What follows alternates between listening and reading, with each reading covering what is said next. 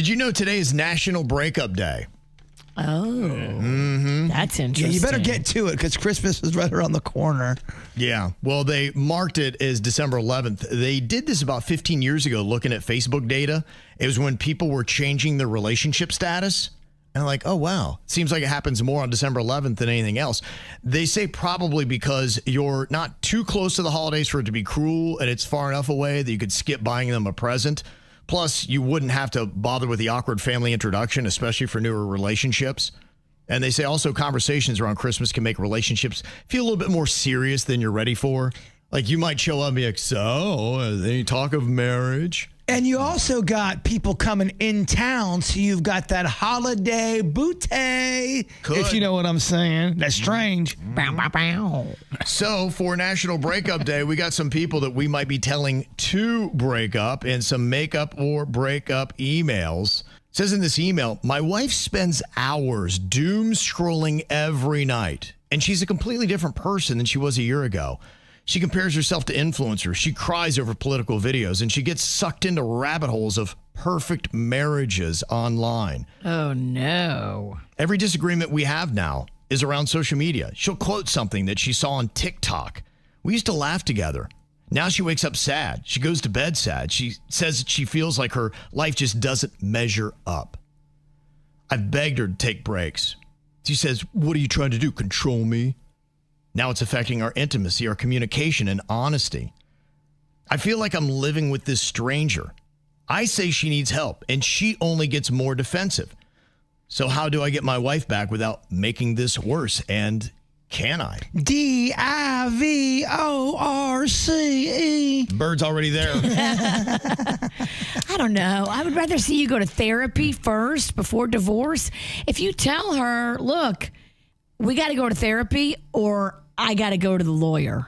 Yeah. I think if someone doesn't go to therapy, because you always say, well, just go to therapy. And I agree with you most of the time. The problem is not everyone is just so willing to go to therapy. There's people who really resist that. And I think if you get to a point where you feel like therapy is the only savior and they're not doing it, I think you do almost have to say, look, if we don't sit down and talk to somebody, I got to go. 100%.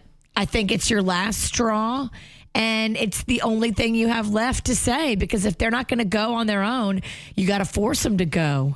I'm wondering how long we get before people start being diagnosed with a social media addiction. And we've talked so much about what it does to the mind, so much like a cigarette and some things like that, you know, really do grab a hold of you with an addiction. And it sounds like she would be a candidate for something like that. And what are people going to start doing to break this addiction, especially when you have somebody that's not a willing participant? It's like if you have an alcoholic and they're like, I'm fine, I'm not going to stop drinking. What do you do? Because you got to let them hit rock bottom. And that's the tough thing. How much do you ride along with their destruction? This is a brainwashing. This person needs to be unbrainwashed. I got into, I wouldn't say heated debate, but I got into a debate with somebody who they claim there's no way social media is addictive. And I said, what are you talking about? That person's probably addicted. I go, they are? That was kind of the argument was they can't go and have a conversation without just grabbing their phone and scroll in the middle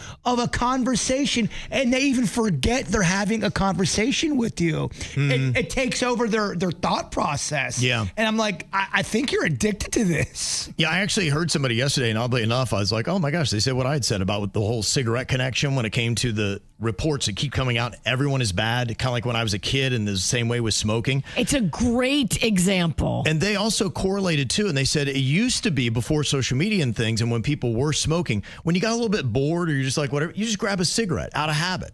And that's, in a sense, what it is. The modern day cigarette is your phone and social media. Like you were just saying, Jay Bird, there's a lull in anything, and your brain's like, I'm kind of bored. I want my Instagram. You pick it right up like you would a cigarette. Because it gives me that pleasure center. And I'm guilty of it too. If I'm watching something, sometimes I'm not into something because I'm too busy grabbing my phone on pure habit, and I'm trying to stop myself. As soon as I'm watching something and trying to stay focused and I grab my phone, I slap my hand and say, bad bird.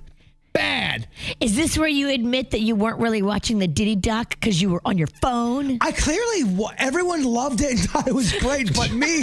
So I'm the problem here. So yeah, I'm taking. You're the one bad review. It's got 100% on Rotten Tomatoes. Yeah, well, yeah, 99.9. But now I have to go back because I probably was doing that. I was doing too many things at once. Damn, someone just got self-aware. When it comes to relationships, you've got to see that somebody is in it with you and they have to put forth effort, and you are desperate and you're saying we need to put some kind of guardrails on it. And maybe it's not that she has to quit and give it up cold turkey, but we got to have some limits. And if she's not willing to limit, I would strongly suggest at least a trial separation. Say, I'm sorry, I can't stay in this marriage this way, so we're going to try what life's like without it. Since you're not willing to meet me in the middle, then let's just go our separate ways. And it really can affect relationships. For example, I work with this one woman, and all she ever does is quote TikTok. At times where you go, oh my gosh, she's kind of starting to make me look stupid.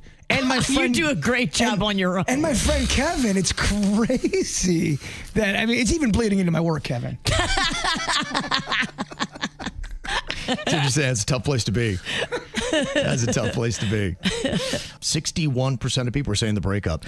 Dang. And I think that's where Eileen, without her cooperation, which she's not given yet, I would go with the trial separation, which to me is a breakup. So. But she didn't tell him to his face that he was controlling. She posted on social media. Yeah, that would be the way you would do it. Yeah, if you're truly addicted, that's how you respond to your husband.